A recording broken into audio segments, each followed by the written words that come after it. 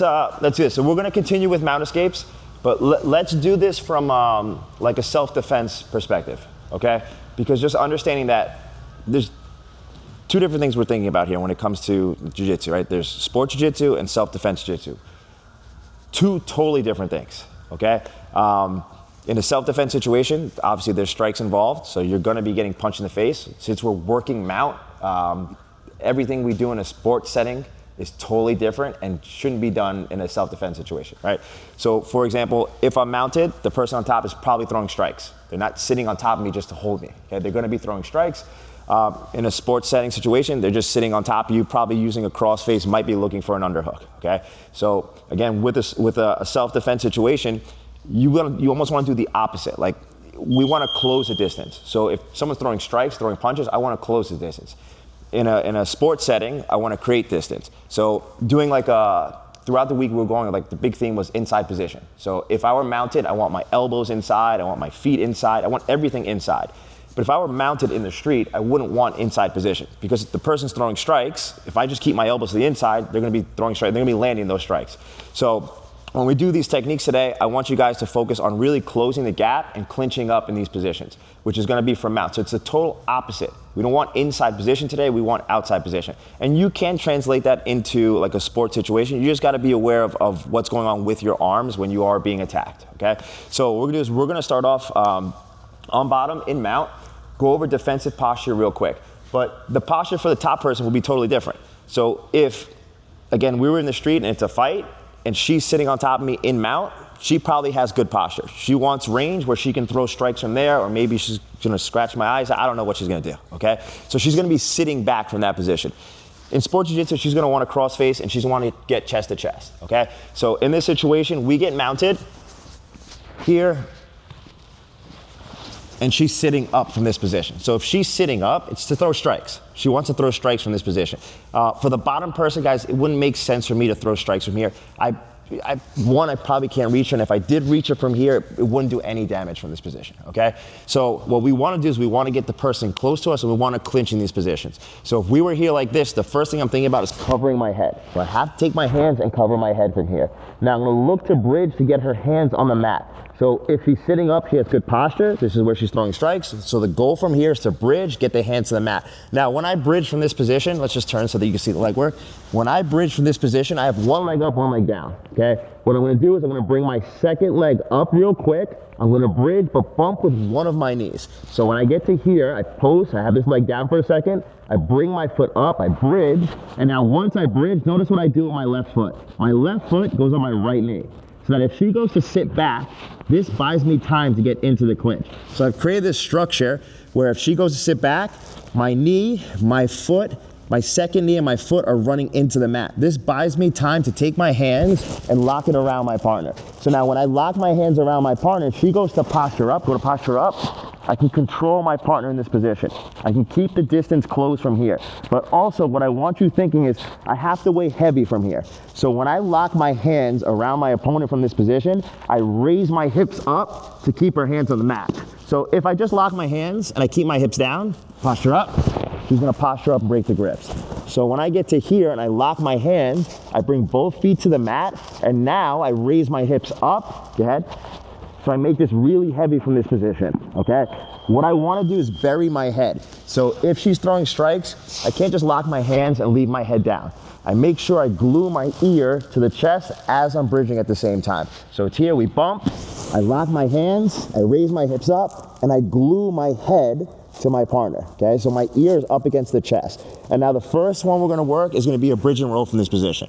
So when we set up the bridge and roll, the goal is to trap one side, set up that bridge, and just like we did with the exercises, look to turn my hips over and then land on my knees. So when I get to here and I want to start to walk, I want to get as high as I can from this position. So the higher I get to her shoulders, the more control, more weight there's going to be on the hands. So what I do is I start to walk my hands up and we get to here. So I'm walking towards the shoulders, and also as I walk, it's pushing her hips closer to my hips. So it's going to put more weight on the hands, and it's going to give me access to her foot on this side. So I just take my left foot and I trap her ankle on this side. When I trap the ankle, just try to walk your foot as close as you can towards your hip. So I'll walk heel toe, heel toe, heel toe, so that I can get my foot nice and close to the hip. I want her foot to be inside of her knee.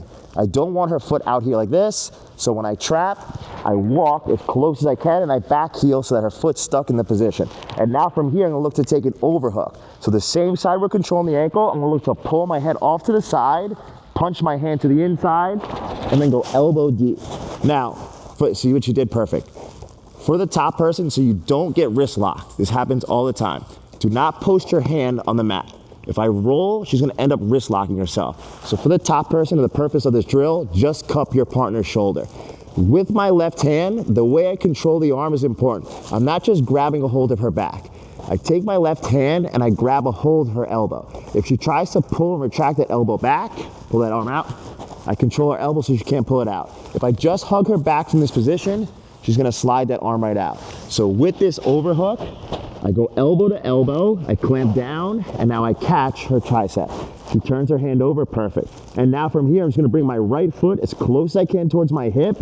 I'm gonna look to bridge. And now when I bridge, my hips go up, I move my head out of the way so that I can roll in this direction. So again, whatever side we have trapped, that's the side I'm rolling to. So I bridge my hips up, my right hand can either push inside the armpit, I can push on the hip, or almost like I'm doing like a hook shot in basketball. I'm throwing my arm over her far shoulder as I raise my hips up. So it's all one motion. I bridge, and this hand, see where her hand is posted? I want this hand posted over my head. So almost like directly over my head. So the bridge first looks like this. Folks, they'll go over, yes, okay? Most people aren't just gonna roll over, they'll post their hand. Now from here, as I'm pushing over that shoulder, I turn my hips over just like we did with that drill, here. And then immediately I want you guys to go hands on the hips. So don't get stuck inside the guard here. As soon as you roll the person over, take both your hands and start to push the hips. So my elbows are on the inside and I pick a side and I place my knee directly in front of my partner's hip. So then from here I can look to back out, or if you guys were, I don't know, maybe doing sport jiu-jitsu, or if you want to pass the guard, maybe mount the person, you can use your knee to split the legs and then get on top. So again, so here, if she's sitting up, go ahead, sit up. Again, in a self-defense situation, she's gonna be throwing strikes, so I'm covering my head here. So pick a side, I'm going one leg up, one leg down. Now I bring my foot up for a second. And the reason, guys, I go one leg up, one leg down, if she's on top and she wants to weigh really heavy, she has to place her feet under my hips. So if she puts her hands on the ground and she tries to get her feet under, I have one side that's blocking. I'm not allowing her to get two, and then I'm really stuck in this position. So let's go back. So I just get one leg up, one leg down, cover my head here, we bump, and then I create that frame. So I'm stepping on my knee, so when she tries to sit her weight back, she can't, and now it buys me time to lock my hands. Once we lock our hands, I bring both feet to the mat, and I raise my hips up to keep her here. So I should be getting her weight forward. So if she's trying to throw strikes, I'm keeping her hands on the mat here, okay? And now from here, I just walk myself up a little bit more. I just want my hands to go high up towards her shoulders here. And now at the same time I do that, I look for the ankle and I walk heel toe to trap that ankle. I move my head off to the side and I start to pummel my hand through, okay? And we'll go over a situation where, let's say we are pummeling our hand through and she starts to pull her arm out. Right after, we're gonna work a different escape, okay? But if we get to here and I'm able to take my arm over, clamp, I get elbow to elbow, and then I reach for her elbow on this side. So if she tries to pull her arm out, I'm controlling her arm on this side. Just cover my shoulder, yes. So now once she covers my shoulder, I'm bridging my hips up. Get the hand to post first. So it's a big bridge first over your head, here. So now she's off balance and I just continue. I keep my hips up. I continue to go with that momentum. My hand is pushing over her shoulder, and as soon as I get on top, both my hands go right to her hips, and I split her legs and I keep my knee right to the middle. One more time. Here, covering up, bump, build that frame. Both my hands lock, I walk myself up and then raise my hips up. So I tilt my hips forward so that when she goes to throw strikes, her hands stay on the mat from this position. And now from here, I could work on climbing up, trapping, moving my head off to the side, and then trapping this arm here. So once we trap, I bridge, get the hand to post over the head first. Bump. Yes. Okay, now once she posts her hand, and the reason I'm doing this, guys, is if I just go to bridge, she's gonna be able to take that hand all the way across. So I want her to post first here, and then set up my roll. So if I just go like this, I want you to post nice and wide with that left hand. Yes. So I get her to post here first, get my hand to the hips, and then split the legs. Okay, let's go 2 and 2. Ready? 1, 2, 3. Higher rank, grab a lower rank.